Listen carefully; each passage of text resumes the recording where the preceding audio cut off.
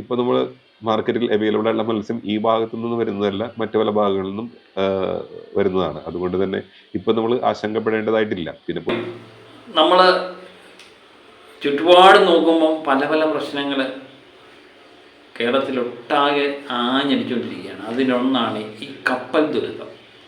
ഒരു കാർഗോ ഷിപ്പാണ് മുങ്ങുന്നത്. വിഴിഞ്ഞത്തുനിന്ന് തിരിച്ചു പോകുന്ന പോലെ ഈ കൊച്ചിയിൽ വെച്ചാണ് ഈ സാധനം മുങ്ങുന്നത്. അതിനകത്ത് 640ഓളം കണ്ടെയ്നറുണ്ട്.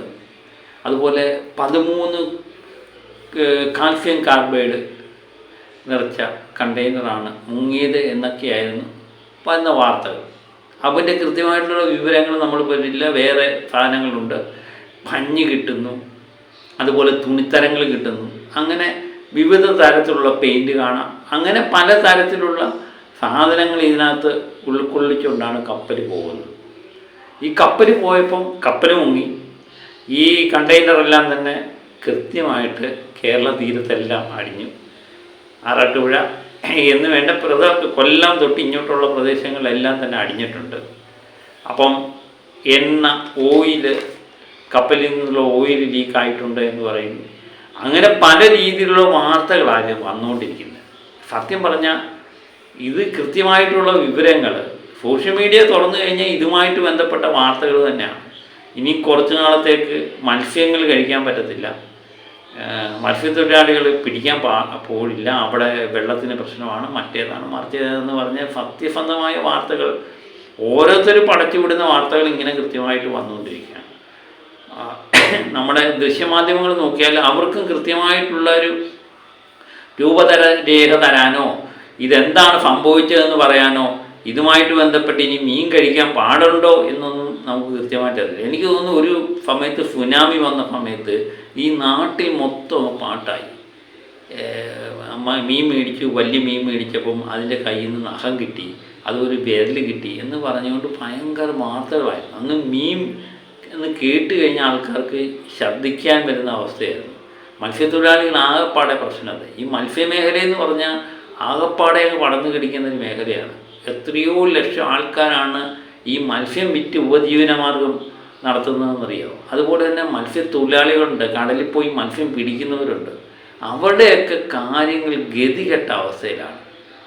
നമ്മൾ മീനൊക്കെ മേടിക്കാൻ ചന്തയിൽ പോയി കഴിഞ്ഞാൽ അവിടെ നിന്ന് മീനില്ലാത്ത അവസ്ഥയാണ്. പ്രത്യേകിച്ച് കാലാവസ്ഥ ഒരു ഘടകം. അതിനിടയിലാണ് ഇങ്ങനെ ഒരു പ്രശ്നങ്ങളും കൂടെ മത്സ്യത്തൊഴിലാളികളെ സംബന്ധിച്ച് ഉണ്ടാകുന്നത്. മത്സ്യത്തൊഴിലാളികൾ എന്ന് പറയുമ്പോൾ ഞാൻ പറയുന്ന മത്സ്യം വിറ്റ് ജീവിക്കുന്ന ഒത്തിരി ആൾക്കാരുണ്ട്. നമ്മൾ നിത്യേന കാണുന്നത് അവരുടെയൊക്കെ ജീവിതമാർഗം മുട്ടിയെന്ന് തന്നെ പറയാം. അപ്പോൾ ഇതിനകത്ത് എന്താണ് സംഭവിച്ചത് എന്ന് പല ചാനലുകളും ഞാൻ പറഞ്ഞു. മാതൃഭൂമി ചാനലിനകത്ത്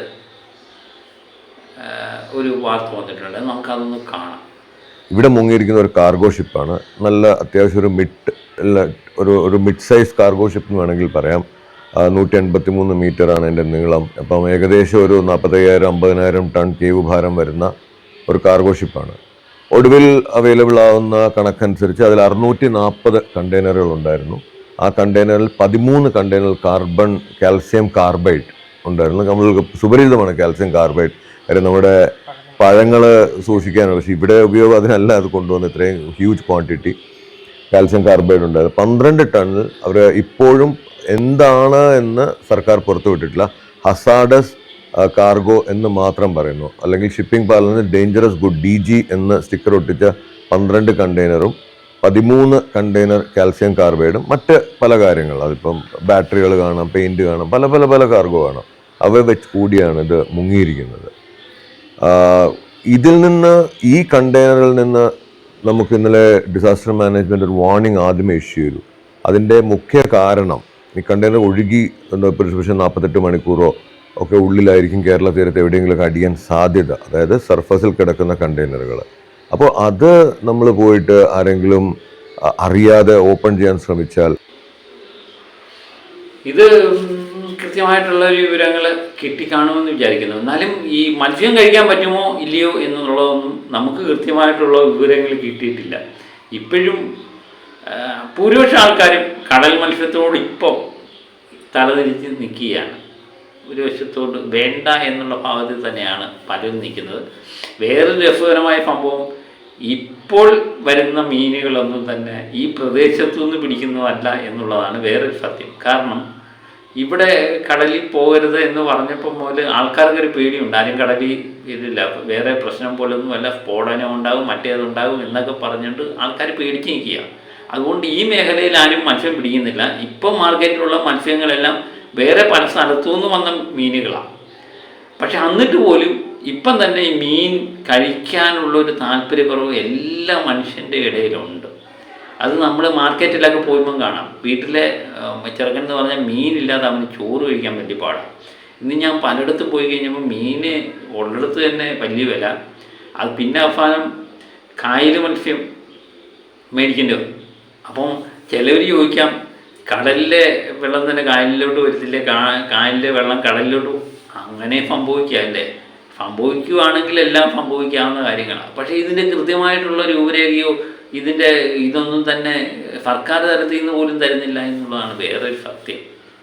ഇത് സത്യസന്ധമായ വിവരങ്ങൾ കൃത്യമായിട്ട് ജനങ്ങളിൽ എത്തുന്നില്ല എന്നുള്ളതാണ് ഏറ്റവും വലിയൊരു സത്യം.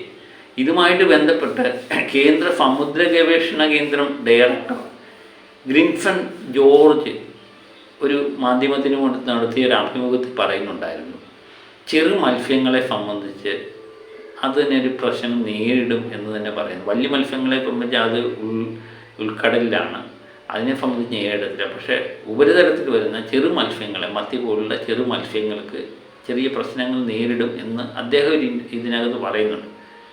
ഇതിനെപ്പറ്റിയൊക്കെ ഗഹനമായി പഠിക്കണം എന്നാണ് അദ്ദേഹവും പറയുന്നത്. ഈ മത്സ്യം കഴിക്കാമോ കഴിക്കത്തില്ലയോ എന്നും പുള്ളിയും പറയുന്നില്ല. നമുക്കതൊന്ന് കേട്ട് നോക്കാം. ഓയിൽ ലീക്കേജ് വളരെ കുറഞ്ഞ തോതിലാണ് വരുന്നതെങ്കിൽ അത് കുറേയധികം ബാഷ്പീകരണം സംഭവിച്ചു പോകും. അല്ലാത്തത് എന്ത് സംഭവിക്കുന്നു പറഞ്ഞിട്ടുണ്ടെങ്കിൽ, ഒരു റിഫൈൻഡ് ഓയിൽ കൂടുതലും ഡെൻസിറ്റി കുറവായതുകൊണ്ട്, കടൽവെള്ളത്തിന് സാന്ദ്രത കൂടുതലായതുകൊണ്ടും റിഫൈൻഡ് ഓയിൽ അതിൻ്റെ മേലെ ഒരു പാടമായിരിക്കും, എണ്ണപ്പാട പോലെ ആയിരിക്കും നിൽക്കാം. ആ എണ്ണപ്പാട പലവിധ പ്രവർത്തനങ്ങളിൽ അത് തന്നെ ബാഷ്പീകരിച്ചൊക്കെ പോകാനുള്ള ഒരു അവസരം അതിനുണ്ട്. ഇനി അങ്ങനെ ബാഷ്പീകരിക്കപ്പെട്ട് പോയില്ലെങ്കിൽ ഇത് വന്ന് തീരപ്രദേശങ്ങളിലേക്ക് തീരത്തോട് വന്നു ചേരുമ്പോൾ ആ തീരപ്രദേശങ്ങളിലും വലിയ മത്സ്യങ്ങളൊക്കെ ഇത്തരം പ്രശ്നങ്ങൾ കാണുമ്പോൾ ആ ഭാഗങ്ങളിൽ നിന്ന് ഒഴിഞ്ഞു പോകാൻ സാധ്യതയുണ്ട്. പക്ഷേ ഉപരിതലത്തിൽ വസിക്കുന്ന കൂടുതൽ ചെറു മത്സ്യങ്ങൾക്കൊക്കെ ഇത് ഒരു ബുദ്ധിമുട്ടുണ്ടാക്കും. അതോടൊപ്പം തന്നെ ആവാസ വ്യവസ്ഥയിൽ സെഡൻഡറി ആയിട്ട് നിൽക്കുന്ന, അതായത് മൂവ്മെൻ്റ് ഇല്ലാതെ നിൽക്കുന്ന ചില വസ്തുക്കളൊക്കെ ഉണ്ട്. അതായത് കക്ക, കല്ലുമ്മക്കായ, കടൽ സീവീഡ്, കടൽപ്പായൽ, സീ ഗ്രാസസ്, കടൽപ്പുല്ല്, അങ്ങനെയൊക്കെ പല വിഭാഗങ്ങളിൽ പെടുന്ന ജീവികളുണ്ട്. ഈ ജീവികളൊക്കെ ഇത് സാരമായിട്ട് ബാധിക്കാനുള്ള ഒരു സാധ്യതയുണ്ട്, ഇതൊരു സ്മോദറിങ് പ്രോസസ്സാണെങ്കിൽ. ഇനി ഈ ഹൈഡ്രോ കാർബൺസ് സമുദ്രജലത്തിൽ കൂടുതൽ കാലം നിലനിൽക്കാവുന്ന ഒരു ക്വാണ്ടിറ്റി അതിനുണ്ടാവുകയാണെങ്കിൽ അതിൻ്റെ ഇമ്പാക്റ്റൊക്കെ കണ്ടൽക്കാടുകൾ പോലെയുള്ള ബ്ലൂ കാർബൺ ഇക്കോസിസ്റ്റത്തിലും അതിൻ്റെ ആവാസ വ്യവസ്ഥകളിലും പ്രതിഫലിക്കാറുണ്ട്. ഇപ്പോൾ 2020 മൗറീഷ്യസിൽ നടന്ന കപ്പൽ ഛേദത്തിൻ്റെ ഭാഗമായിട്ട് അന്ന് അവിടെ ഉണ്ടായ ഓയിൽ സ്പില്ലേജസിൽ നിന്ന് വന്ന ഹൈഡ്രോ കാർബൺസിൻ്റെ ഇമ്പാക്ട്സിൻ്റെ സിഗ്നൽസ് 3 വർഷത്തിനിപ്പുറം നടത്തിയ സാമ്പിളിങ്ങിൽ കൂടെ പ്രതിഫലിച്ച് കാണപ്പെടുന്നുവെന്നാണ് നമ്മൾ മനസ്സിലാക്കുന്നത്. അപ്പോൾ ഇതിനകത്ത് 13 കണ്ടെയ്നർ നിറച്ച് കാൽസ്യം കാർബൈഡ് ഉണ്ട് എന്നാണ് പറയുന്നത്. അപ്പോൾ ഈ കാൽസ്യം കാർബൈഡിനെ പറ്റി നമ്മൾ പണ്ട് തൊട്ടേ കേട്ടിട്ടുണ്ട്. ഈ പഴങ്ങളിലൊക്കെ കുത്തിവെക്കുന്ന സാധനം, മാമ്പഴത്തിലൊക്കെ പ്രത്യേകിച്ച് കാൽസ്യം കാർബൈഡ് കുത്തിവെച്ചാണ് പഴം പഴുപ്പിക്കുന്നതെന്നൊക്കെ കേട്ടു. അപ്പം വിഷാംശമുള്ള സാധനങ്ങൾ തന്നെയാണ് ഇതെന്ന്. അപ്പം മത്സ്യങ്ങളിൽ എത്തിക്കഴിഞ്ഞാൽ എന്താണ് സംഭവിക്കുന്നതെന്നുള്ളത് ഇത്രയും നേരമായിട്ട് ആരും പറഞ്ഞ് നമ്മൾ കേട്ടിട്ടില്ല. പിന്നെ ഈ സോഷ്യൽ മീഡിയയിൽ വരുന്ന കുറച്ച് വാചകങ്ങൾ, കുറച്ച് വീഡിയോകൾ, അത് ഏത് കാലത്തും ഉള്ളതാണ്. പിന്നെ ഈ വികസനം എന്നൊക്കെ പറഞ്ഞ് വികസനമൊക്കെ അത്യാവശ്യമാണ്. ഞാൻ വികസന വിരോധിയൊന്നുമല്ല. സത്യം പറഞ്ഞാൽ ഈ വികസനം കൊണ്ട് കഷ്ടപ്പെടുന്ന ഒരു ജനങ്ങളുണ്ടെന്നതാണ്. ഇപ്പം നമ്മൾ എപ്പോഴും വികസനത്തെപ്പറ്റി നല്ലത് പറയുമ്പം ചില കാര്യങ്ങൾ കണ്ടില്ലെന്ന് അടിക്കാൻ പറ്റും. കാരണം ഈ വിഴിഞ്ഞം തുറമുഖത്ത് കപ്പൽ വന്നു, ഇതുകൊണ്ട് എന്താ പറയുന്നത്, ചരക്ക് ഗതാഗതമൊക്കെ സുഗമമൊക്കെ ആകുമായിരിക്കാം. പല രാജ്യങ്ങളിൽ നിന്നുള്ള ചരക്ക് കൊണ്ടുവരുന്നു, ഇതുകൊണ്ട് പ്രയോജനം ആർക്കുണ്ടാകുന്നു, കുറച്ച് ആൾക്കാർക്ക് ജോലി കിട്ടുന്നു എന്ന് മാത്രമേ ഉള്ളൂ. ഇപ്പം ദുരിതം അനുഭവിക്കുന്നത് ലക്ഷക്കണക്കിന് ആൾക്കാരാണ് ദുരിതം അനുഭവിച്ചുകൊണ്ടിരിക്കുന്നത്. അപ്പം വികസനത്തിൻ്റെ വേറൊരു കാഴ്ചപ്പാടാണ് ഞാൻ പറയുന്നത്. വികസനം വരണം, പക്ഷെ വികസനം വരുമ്പം അതിലുപരി എന്ന് പറഞ്ഞാൽ ഈ കപ്പൽ ഇവിടെ മുങ്ങി, മനസ്സമാധാനത്തിന് ആഹാരം കഴിക്കാൻ വയ്യാത്ത അവസ്ഥയാണ്. ഇത് ആഹാരം നല്ലതാണോ ചീത്തയാണോ എന്ന് പോലും കൃത്യമായിട്ട്, മനുഷ്യൻ കഴിക്കുന്നത് നല്ലതാണോ ചീത്തയാണോ എന്ന് പോലും കൃത്യമായിട്ടൊരു രൂപരേഖ കിട്ടുന്നില്ല. അതാണ് ഇപ്പോഴത്തെ പ്രശ്നം. നമ്മളിപ്പം സോഷ്യൽ മീഡിയയിൽ കാണുന്ന കുറച്ച് വാചകങ്ങൾ മാത്രമേ ഉള്ളൂ, അത് ഏത് കാലത്തും നമ്മൾ കേട്ടിട്ടുള്ളതുമാണ്. അപ്പോൾ ഇതിൻ്റെ തിക്താനുഭവം അനുഭവിക്കേണ്ടി വന്നത് ഇപ്പം വിഴിഞ്ഞം തുറമുഖം, അതിൻ്റെ ആ വിഴിഞ്ഞം തുറമുഖവുമായിട്ട് ബന്ധപ്പെട്ട വലിയ ആൾക്കാരുണ്ട്, അതിൻ്റെ ചരക്ക് കൈമാറ്റം ചെയ്യുന്ന ആൾക്കാരുണ്ട്. അത് വിഴിഞ്ഞം തുറമുഖം കൊണ്ട് ആൾക്കാർക്ക് പ്രയോജനമുണ്ട്, ഒരു കൂട്ടം ആൾക്കാർക്ക് പ്രയോജനമുണ്ട്. പക്ഷേ ഈ മത്സ്യത്തൊഴിലാളികളെ സംബന്ധിച്ച് അവർക്ക് വലിയ പ്രയോജനമൊന്നും ഇല്ലാത്ത സംഗതിയാണ്. ആ പ്രയോജനമില്ലാത്ത സംഗതിയിൽ അവരുടെ കുറച്ച് നാളത്തേക്കുള്ള അവരുടെ ഉപജീവന മാർഗം തന്നെ നശിച്ചു പോകുന്ന അവസ്ഥയാണ്. പ്രത്യേകിച്ച് ഈ മൺസൂൺ കാലത്തൊക്കെ എന്ന് പറഞ്ഞാൽ ഭയങ്കര ചാകരയൊക്കെ ഉണ്ടാകുന്ന സമയമാണ്, മത്സ്യസമ്പത്ത് കുമിഞ്ഞു കൂടുന്ന സമയമാണ്. അതൊന്നും ഇല്ലാതാകുന്നു എന്നുള്ളതാണ് ഏറ്റവും വലിയ സങ്കടകരമായൊരു കാര്യം, അല്ലേ? ഇനിയും ഇതൊക്കെ നമ്മൾ മാറി കുറച്ച് നാൾ പിടിക്കും, ഇതൊക്കെ മാറി മീനൊക്കെ ഇപ്പോഴും സത്യം പറഞ്ഞാൽ എത്രയൊക്കെ ആൾക്കാർ പറഞ്ഞാലും ബോധവൽക്കരിച്ചാലും ഒക്കെ ഈ മീൻ അടുത്ത് നിന്നിരിക്കുമ്പോഴത്തേന് നമുക്ക് ഈ മനസ്സിലൊരു തോന്നലുണ്ടാകും. അപ്പം മനസ്സമാധാനമായിട്ട് ആ മീൻ കൂട്ടാൻ തോന്നത്തില്ല. അതാണ് പ്രശ്നം, മനസ്സിൻ്റെ ഒരു പ്രശ്നമുണ്ട്. അതുകൊണ്ട് കൃത്യമായിട്ട് ജനങ്ങളെ ബോധവൽക്കരിക്കണം. ഇത് കൃത്യമായിട്ട് ഇത് മീൻ കഴിക്കാമോ കഴിക്കത്തില്ലയോ എന്ന് കൃത്യമായിട്ട് ജനങ്ങളിൽ എത്തിക്കുക എന്നുള്ളതാണ് അത്യാവശ്യം വേണ്ടത്. അല്ലെങ്കിൽ ഒരു കൂട്ടം മത്സ്യത്തൊഴിലാളികളുടെ ഉപജീവന മാർഗം തന്നെ ഇരുട്ടിനായി പോകുന്ന അവസ്ഥയാണ്. അല്ലെങ്കിൽ അവർക്ക് അതിനനുസരിച്ചുള്ള സഹായം കൊടുക്കും. ഇപ്പം ഈ കപ്പൽ മുങ്ങി, കമ്പനികൾക്ക് യാതൊരു നഷ്ടമില്ല. ഇത് അവരെല്ലാം ഇൻഷുർ ചെയ്തിട്ടാണ് വരുന്നത്. തുറമുഖത്തിന് കുഴപ്പമുണ്ടോ? അവർക്കും കുഴപ്പമൊന്നുമില്ല. ഗവൺമെൻറ്റിന് കുഴപ്പമുണ്ടോ? അവർക്കും കുഴപ്പമൊന്നുമില്ല. ഈ കുഴപ്പമുള്ളത് മൊത്തം സാധാരണക്കാരായ ചില ആൾക്കാർക്ക് മാത്രമാണ്. അതാണ് നമ്മൾ ഈ വികസനം എന്ന് പറയുമ്പോൾ ഇങ്ങനെയൊക്കെയുള്ള ചില പ്രശ്നങ്ങളും ഇതിനകത്തുണ്ട് എന്ന് മാത്രമേ ചൂണ്ടിക്കാണിക്കുന്നുള്ളൂ. ഞാനൊരു വികസന വിരോധിയായിട്ടൊന്നും ആരും എഴുതി തരണ്ട. അപ്പം മറ്റൊരു വീഡിയോയുമായിട്ട് വീണ്ടും ഞാൻ എത്തും വരെ